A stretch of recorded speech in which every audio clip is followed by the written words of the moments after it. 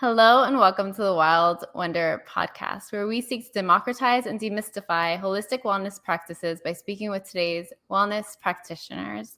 I am your host, Kristen Llorca, and today we have Daneen Akers, and she is the author of Holy Troublemakers and Unconventional Saints, which I have my copy right here, and a promoter of the female form of God. Welcome, and thank you so much for being here. Thank you. I'm so excited to chat with you today. So I want to take it back to the day we all discovered that we were going to be trapped indoors for the pandemic, because you may not remember, but you sent out a post, I believe, that said if anyone's working with children or have children, that you would love to gift them your book, Holy Troublemakers. And I actually received one of those books. And it was such a lifeline at the time. I could tell you specifically where I was. I received the book and I was sitting outside on a folding table, not knowing what was going on with this whole pandemic. And I remember opening up, I believe I was reading Alice Walker, maybe? Alice Paul, maybe? Alice Paul, sorry. Alice Walker could be in there too. Yeah, it's possible, right? No, it was toward the beginning. So now that I'm looking at it, yes, it was Alice Paul because she's the first one. And I was just crying. And I don't know what it was. It just felt like I had just gotten my footing and then everything's hard again. And, you know, reading these biographies about women that had it much harder than I did, but did the work and did it for us all, I think just broke my heart in a good way. So I just want to know. Thank you for sharing that. You know, the book came out right before the pandemic. And so I have never gotten to do bookstore chats or anything with readers. So it's all been, online interaction. And I've often had littles at home. So I have not wanted to do a lot of live online anything. So it's super meaningful to hear that because that just really feels good. I'm glad the book was able to meet you. The people in the book met me that way too. I started writing the book, conceptualized the book and started researching and writing it after the 2016 election. Wow. And it really became a lifeline and a soul-saving way to see the world through the lens of these people, like you say, who many of them have been through far harder times than I've been, and they still showed up to do the work, and it's quite inspiring. So you kind of hinted at it, but what was the impetus for writing the book, if you don't mind going into it? Yeah, so the idea came to me. So my background is actually as a teacher, English teacher, and then also as a documentary filmmaker. And I had my second. I have a pretty big age gap between my girls. That's almost 7 years. So I'd sort of like re-entered early mamahood with my little, and my eldest had asked for a phone free. She didn't use those words necessarily, but she wanted me to not be on my phone for Christmas.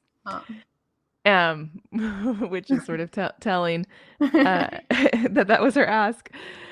I felt a little convicted about that. I had basically turned off all the things, and it took about 6 weeks.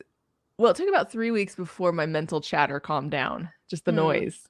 Yeah. That I didn't even know was there from, oh, right, I need to respond to that or this, or like just having an opinion about everything. And not that I don't want to sometimes have an opinion or that I don't like reading other people's opinions, but the mental chatter required to maintain presences on these platforms has gotten to be an enormous toll, I think, especially for creatives, probably for all of us. But so it took me a while to sort of just quiet my mind. And then I was on a very, very rare walk alone. And the idea just kind of came to me. I'd loved the Rebel Girls, Goodnight Stories for Rebel Girls. Yes. Books. And I just thought they were beautiful. And I liked the short profile concept. And it was something I felt really comfortable sharing with, at that point, it was only really the older daughter who was reading books with me. And it was one of those things where I realized I had nothing that said anything about faith. And I had completely journeyed from a very different, I grew up in a loving but very conservative Christian home that like now that I know people who grew up really, really fundy, I realize we weren't that far, but you know, it it had its moments. And I like they still don't ordain women, certainly not Mm, LGBT inclusive, things like that. So I was not raising my children with that type of faith, but what I was finding is I wasn't doing anything either right. because almost nothing worked. I'd taken like all the books except for like five, like Desmond Tutu has that beautiful God's Dream book. Mhm. There was a couple, just a few, like three or Yeah. four that were still on the bookshelf. And I didn't want to indoctrinate them with anything, but I wanted them to know that there are people of faith who do work for the flourishing of all. And Mm, it, like at that point in time, especially after the 2016 election, I felt like we had just seen a really, really bad form of faith on, just to be specific, like white yeah. evangelical Christianity on Right. display. Um, and I think I wanted to believe that you could Change be the different. world. Yeah. And so it's not, the profiles are not just Christian, it's diverse faiths, which was important to me too. And I just really wanted to, I think probably tell myself and tell my children that, there are people who are motivated by a faith perspective in their life to work for the common good and the common Absolutely. flourishing of all. So And yeah, it's been a I good think you project. did it. I want to say I think you did it because I was struggling with the same thing around the time. I think my daughter was 6 or so when the book Mm, came out, so maybe 7. And I was wondering the same thing. Like I wanted her to open up to all faiths and see that mhm. there's like these are all paths you can take and they all lead to the same place. It's always been my thing. But I didn't have any real way to start these conversations with her other than like Exactly. bringing her with me to yoga teacher training and bringing her with me to a church and bringing her with me to a temple. And this book, I think what it does really great is that it allows for the conversations that you want to Mm. be having. It kind of forms a container Yeah, to like exactly. walk through some of these questions that children might have and present them with new ideas and then start that conversation.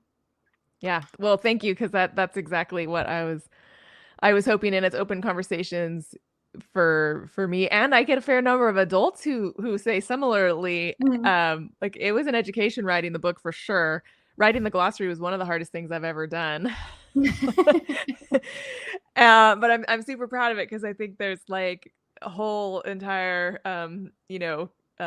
courses practically Yeah. that you can start just by like taking liberation theology or Mhm. womanism or wait, there's original blessing, not just original sin, like Right. concepts like where like you can just sort of really take it from there. So a lot of people have told me, oh, it really helped me open up a conversation with my daughter about like, oh, actually, our family doesn't see Easter the way that maybe the church down the street is handing out those pamphlets that Mhm. sounds like it. But we actually still like the story of Jesus, and there's some things we want to learn from those teachings too. So I think yeah, we all need those little helpful prompts maybe, and I think couching it within story and real people's lives and experiences just makes it all that more meaningful and memorable. Right.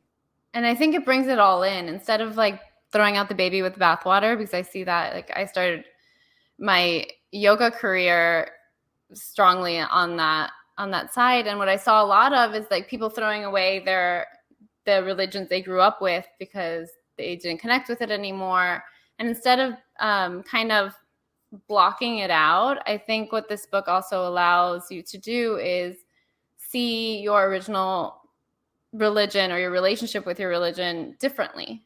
Like Hmm. maybe we don't celebrate Easter in the same way, but that story is still beautiful in a different way. And sometimes you have to throw it out for a while too before you Yeah, can even circle back. Yeah. true.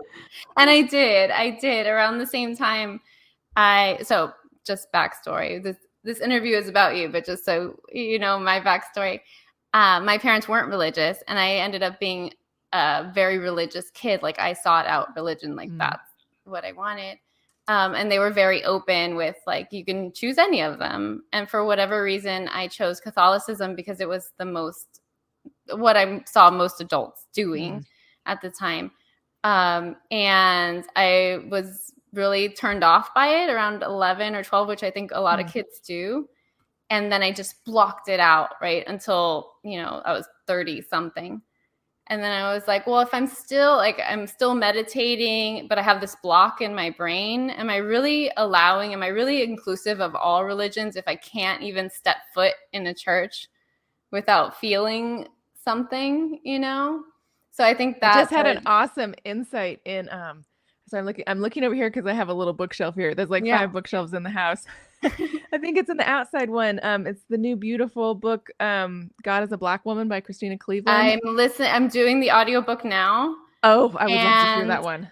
and it's funny because you brought it up when we were emailing, and I'm like, yeah, that Well, book. so you might not have gotten to it yet because it's towards the end. I mean, I just love her pilgrimage visiting the Black Madonnas in France. And at one point, and this was, I didn't grow up Catholic or have much Catholic. We were in the like, don't be like Catholics kind of denomination. But she talks about how there was a whole group of mystics early on who believed that the only way that Mary could have birthed divinity is because she was divine. And so all this time, the Mariology within the Catholic Church has been this like subversive, covert way to have a feminine divine in this like highly patriarchal space. And I was like, oh my gosh, I love that. Yes, I did get to that part, and it's beautiful. And it just reminded me it brought back this memory of when I was a child. My family used to raise money for Cubans in Cuba because we were Cuban American. And what we would do is pass around Mother Mary kind of in a glass box. And she looked perfectly divine and powerful, like she could birth life on her own. And that's what it reminded me of. And I was like, that's what I loved about her. She seemed completely whole all on her own, not this other story that we hear about like being this submissive, like side character to the whole thing. Exactly. I love Dr. Cleveland's perspective that she's sharing. And I had heard it somewhere before, but she definitely gave it a lot more context that virgin can mean not belonging to a man. And I was like, yes, I can go for that, Virgin Mary. Right. Absolutely. Yeah. And then around the same time, no, not around the same time, before you had written your blog post, God in Female Form. So I feel like all these things kind of coalesced around the same time. What moved you to write that blog post? What were you going through in your own life that moved you to do so? So I have been making my way towards Mama God, Mother God for some time here and there. I think I was in my 30s, early 30s, when I first was in a worship service. And it was a very untraditional little ragtag congregation at the time in San Francisco. And the worship music leader just changed one verse of a worship song to feminine pronouns. It was a song, I Have a Maker, and it was She Knows My Heart, and it just kept going with she's, and I just started weeping and it weren't even pews, chairs. I just like and I had like heard this before, but somehow singing it, music like poetry, it moves at a different level. And I think it can bypass the like rational filters and just really get to the heart. And it just cracked something open in me to sing to a God in she form and a divine feminine. And so I started, just picking up things here and there that I could. And, turns out this is like, of course, nothing new. It's actually been a conversation for a super long time. And in fact, like early Syriac Christianity, which Syriac is still the closest that we have to like Aramaic, which would have been what Jesus spoke. Holy Spirit was always feminine. Like the texts were always she. Commonly, actually, I have this gorgeous picture here. I'll show you. So in all of the Near Eastern religions, female deities were often portrayed with birds. This is one. Oh, it's beautiful. Yeah, so this is supposed to be Sophia Wisdom with a dove. Ellen Sue. Yeah, Sue Ellen Parkinson is the author of artist on that one. And then, yeah, so I just started praying to God as she. I only had one daughter then. And at first it felt super weird. Right. Really, really awkward. And I would just whisper it in her ear, just very quietly. Or when we were at it took me a long time to sort of formally leave the religion I grew up in. It goes Mhm. in circles and cycles. And sometimes when we were there, especially with family or something, I would just whisper in her ear when we were singing songs. I Sweet. would just put feminine pronouns in. And of course, she just, at first she didn't notice, and then she realized I was the weird one doing that. And then just this Christmas, she felted me a mama god Oh, holding that's the so world, beautiful. and her back is like a forest. That's so pretty. And she came with a little card that that said thank you for whispering those feminine pronouns for God in my Oh, ear. I recognize that now. She's 13 now. I okay. recognize that as an act of resistance that I really appreciate you doing that. I was like, oh, That's thank so you. beautiful. And I then would have crumbled. oh, I did. She was like, yes, my Christmas present made mom cry. That was my goal. And then she has been teaching, she started teaching her younger sister when the younger one was 3 to pray, and she's taught her to pray to Mother God. And then my little one turned that into Mama God on her own. Oh, And she still prays to Mama God, and she doesn't quite read yet. She's just on that cusp. And I almost mourn when she can and she starts realizing that that's not a pervasive concept. mhm. But I do hope that she's gotten sort of enough grounding in there. Um, and we go to a little congregation now. That's its own quirky little church where yeah, divine feminine imagery and pronouns are frequently used. Oh, And that's wonderful. I still kind of tear up sometimes about like how unique a space it is, that they're getting to hear that. I really love. I brought a couple books. You probably have seen this Mhm. gorgeous new one too, Mother God. Yes, I did. Oh, I was trying to show it in the frame there. Yeah. Um, yeah. So I'm like I just love having that laying around the house and her Mhm. picking it up, and I think it's great to have these books that it helps. We get so much of our authority in our culture from written text, Mhm. that it's nice for our littles to see, oh, look, Yeah.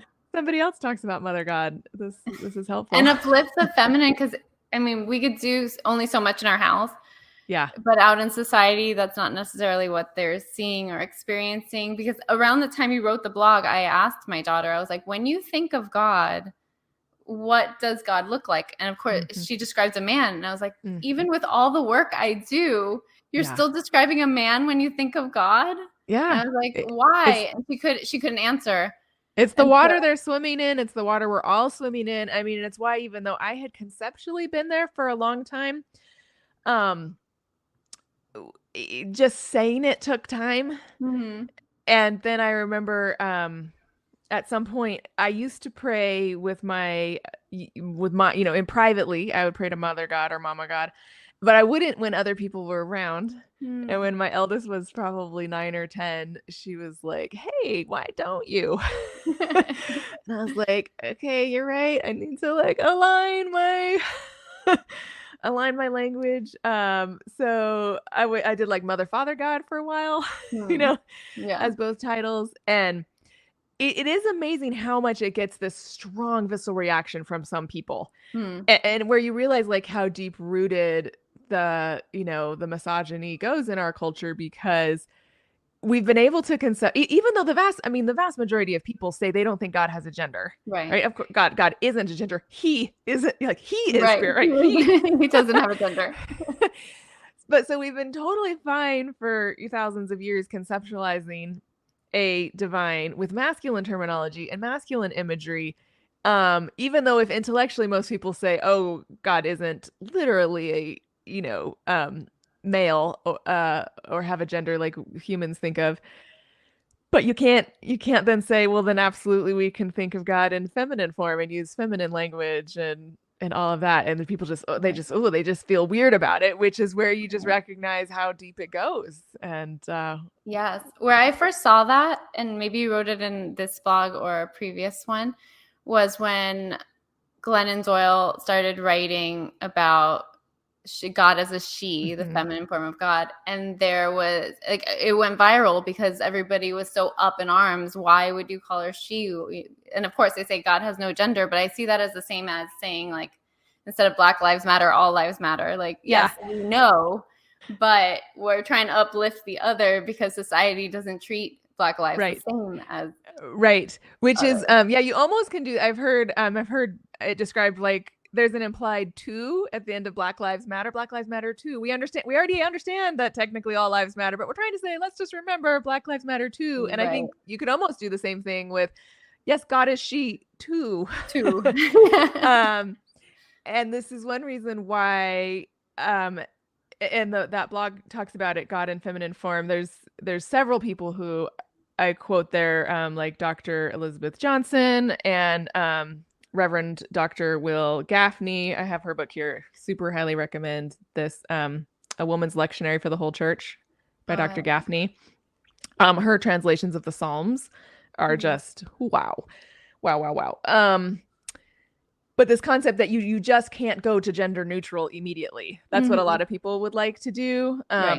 Sue Monk Kidd made this point also in Dance of the Dissident Daughter, which was one of those sort of originating texts for me of like, whoa, right. My religion is pretty patriarchal, and I have been pretty not aware of, I mean, I knew it was, but it really helped open it to just how much. And she just says, she often gets pushback from, clergy who are like, oh, my congregation is going to just go absolutely, I'm going to get run out if I use she. Let's just say God. Let's just try gender neutral. And she was like, no, it doesn't land in your body that way. We have thousands of years of art, music, liturgy, even it's Western culture. It doesn't matter whether you're specifically religious or not. There's the Sistine Chapel. That's probably the original. That's probably the picture that comes to most people's minds, is that bearded white male figure. And it's in there, like, whether we want it to be or not. We can't help but have it be in there. I mean, our kids are going to see billboards just driving down the road with he's all over the place. It's going to be there. So we cannot just jump to God because of all the conditioning that we've had. We are going to feel it in our body as male. So we have to, and that doesn't mean that non-binary terms for God don't matter too. Non-binary genderqueer people are also beloved divine images, and that we also need that terminology, but we cannot just skip the feminine language and metaphors and imagery to go straight to gender neutral, which makes a lot of people a lot more comfortable. So we have to sit in the discomfort of, well, why does goddess bother me and God doesn't, and why can't I experience the goddess she when I start to imagine a presence. And what I do find also, because I started talking about a nonviolent Easter story publicly before I started talking about feminine divine, and I also realized that it was the moment I stopped thinking of God as male, it was never an issue for me as to whether or not God required some sort of blood sacrifice of an innocent. Like, I could never imagine Mama God, and her giant lap and nurturing sustenance. That way, it just can completely changed my perspective. I've been reading another book by you probably know this author, Sharon Blackie. If Woman Rose Rooted. I haven't read that one. She's a scholar of Celtic mythology. She has a new book coming out soon called Haggitude. I'm excited about. Ooh. Yeah. And she really also talks about the disrespect for women mirrors the disrespect for the earth. Like, the earth and the feminine have long been completely intertwined. And it's reflective. They go together. The devastation we have done to the earth is partially reflected. It's what we've done to women too. So Absolutely. And going back to how like feminine God lands in the body, I go back to Dr. Christina Cleveland's book. She starts off that book, God is a Black Woman, by saying how unsafe she felt when she believed that God was a white man. Because if God is a white man, then she is not safe in this world. And I kept thinking, like, even though I'm not a Black woman, I'm a Latin woman, how unsafe that feels when I consider it. Because it means I'm always secondary. I don't have my own power. I can't do things for myself. I can't birth the divine, you know, if I think of God as a white man. So that it does change things when you start to say goddess or she. It changes your whole experience, right? If you can, it colors everything we do, right? If we are thinking that the world is run by a white man, then my place is always secondary to that. And you can see how well we've done with white men in charge of this world. Yeah. No, absolutely. You're 100% on that. And it's one of those things that I think there's like Mother God energy is coming into like a new feeling. It's just something I've been kind of watching for a few years here and there. And I used to think like it was rare to hear somebody talk about she and God, and now I see it a lot. It excites me because I think it's something that's required for our, you know, kind of as humanity as a whole. And honestly, I believe that whether or not you're a religious person or not, because religion is such a dominant force in our world, and it's been, you know, we can just stick within Christianity for how bad that dominance has been. We have to have this correction. Right. It affects every level of, you know, society, even if you don't ascribe to a religious perspective. Yeah. I was even thinking today of like, when I think of Mother God, I think of like as a mother, and not saying that you have to be a mother to experience the idea of a mothering force or nurturing force. I think of a being that accepts me no matter what. Whereas where I think of a male God, there are conditions to my acceptance. There's good and bad. I did right and wrong. But a mother will accept you no matter what. There's a profile in Holy Troublemakers, just flipping to it, that it's actually one of the, there's several that are up for anybody to read. This is one of them. It's Kate Christensen Martin. And she talks about mothering in a genderful way. It's not particular to any gender, and it's about like taking care of people, seeing them for who they are, that unconditional love you're talking about, and working to help fiercely protect that essence, nurturing them. And so she says that Jesus was a man who mothered the world.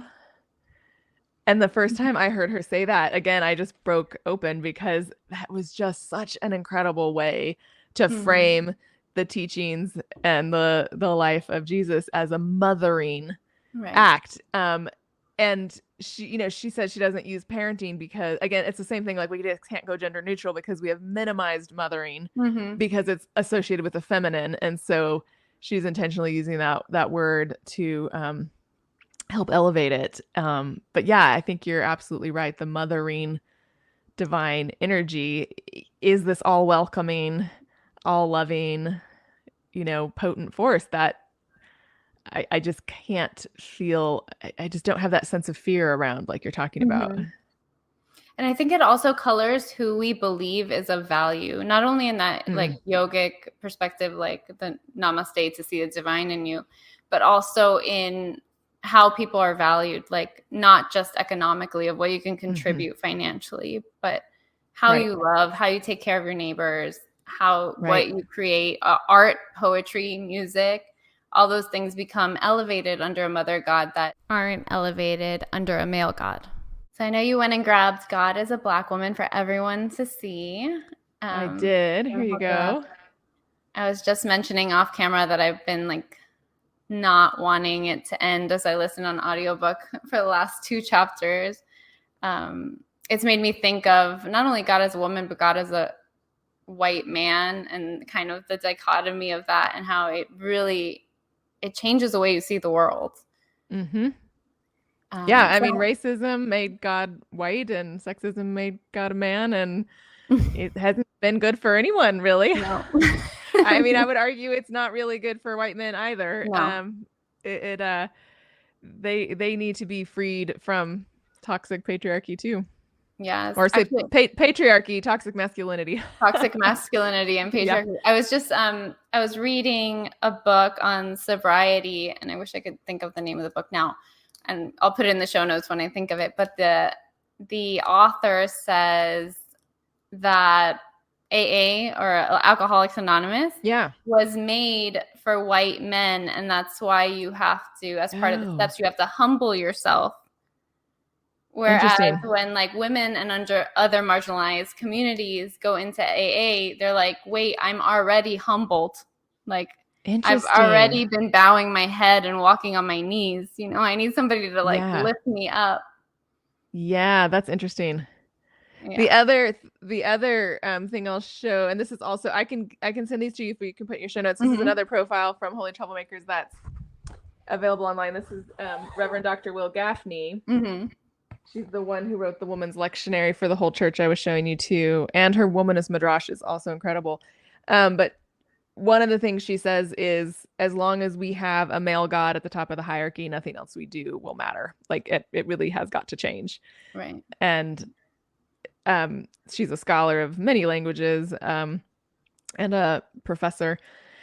And she likes to ask her students to come up with their favorite name for God. And that's the discussion prompt at the end of her profile is, what is your favorite name for God? And I love sometimes hearing back. I've seen a couple times where like youth groups did a project around that and came up with all these different like names for God that were either non-gendered or feminine gendered. That's such a great project to do with in the family too. Yeah. Like even a crafting project. I know your daughter in the blog post, you put some of the pictures your daughters have made of like the feminine form of God. And that's so cool to be able to like construct your own idea. Yes. And in fact, my little one had not done one. She's only 6. And she saw that blog post because she saw me working on it. And she saw that her older sister's painting was in there. So she drew a picture for me to include. Mm-hmm. I have it taped over here on my wall, so I'm grabbing it. So it's so cute. She did a little. I like it. She's like, I want to be famous too. I want to break her heart that like probably Mama's blog isn't famous, but it's funny because my daughter says the same thing. She's like, well, you have a podcast, so you're kind of famous. I was like, sure.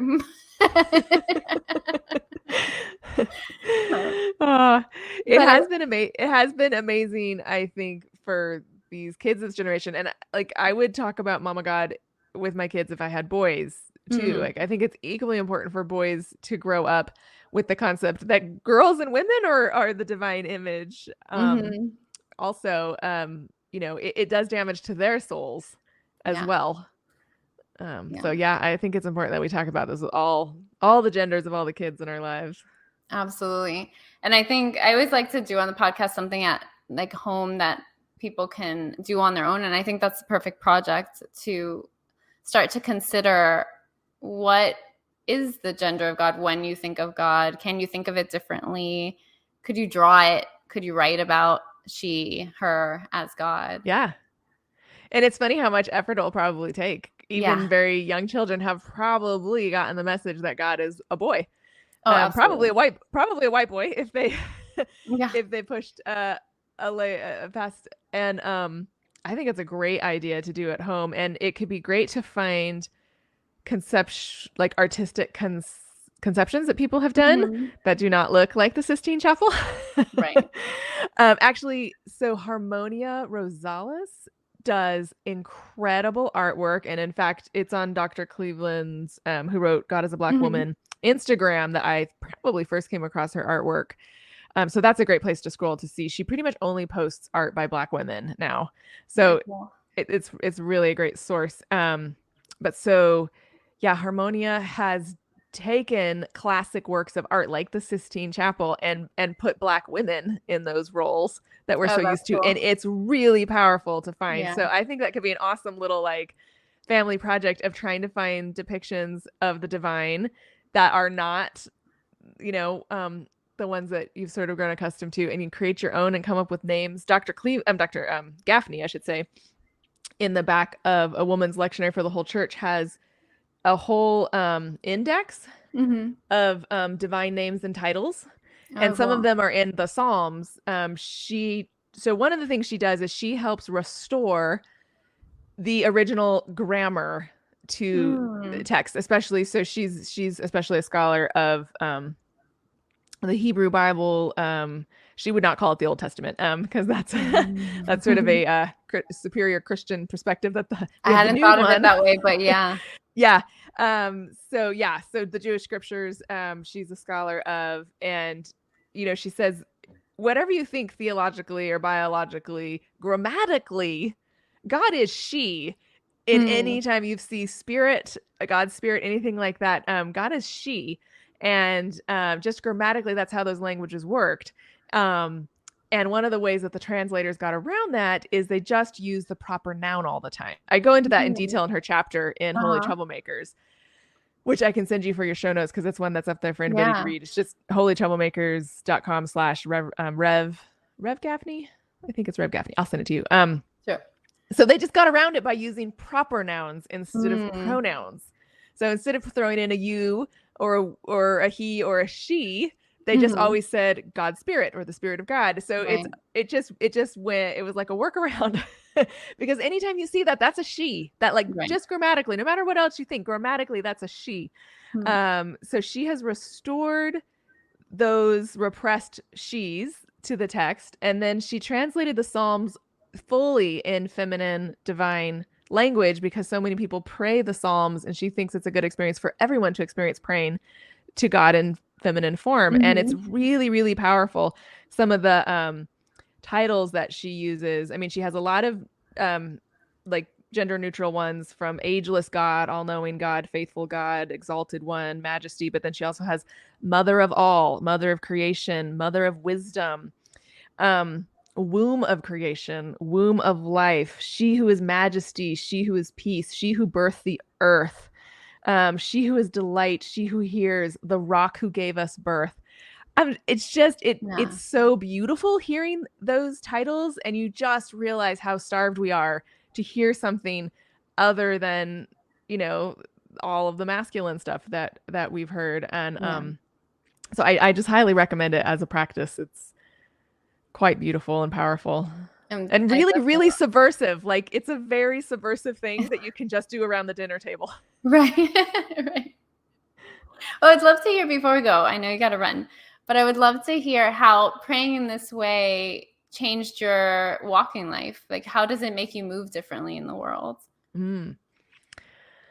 I think it has definitely given me permission to feel more embodied. And more comfortable. I definitely grew up in a tradition that was super not embodied. Like, we didn't dance. We were not in touch with our bodies. It was all a head. Only the head up kind of experience. So it has been a personal thing for me to become more embodied and comfortable in my body. And I think that concept of a mothering God not only gives me that sense of unconditional love and acceptance exactly how I am, it just gives such recognition to my body in this stage of life that is a mother's body that has gone through the process of giving birth and creating life and sustaining life. One of my favorite things that Dr. Gaffney points out is that the root word, and there's I've seen this in some other scholarship now that I've started reading around. So the root word of compassion in Hebrew is womb. It's the same word as womb. So whenever you talk about God's compassion, that is God's mother love, womb love. Wow.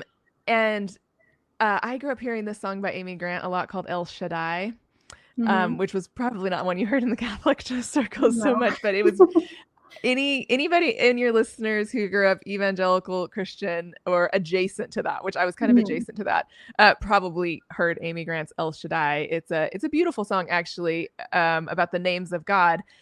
And El Shaddai, the root word means many-breasted one. Like it's a Huh. reference to a God who sustains her people. And this is, and Dr. Gaffney points out, like this is this at this time of history, the only way babies get nourishment is through breasts. Like there are Right. no bottles lying around. There's no pump. There's no formula.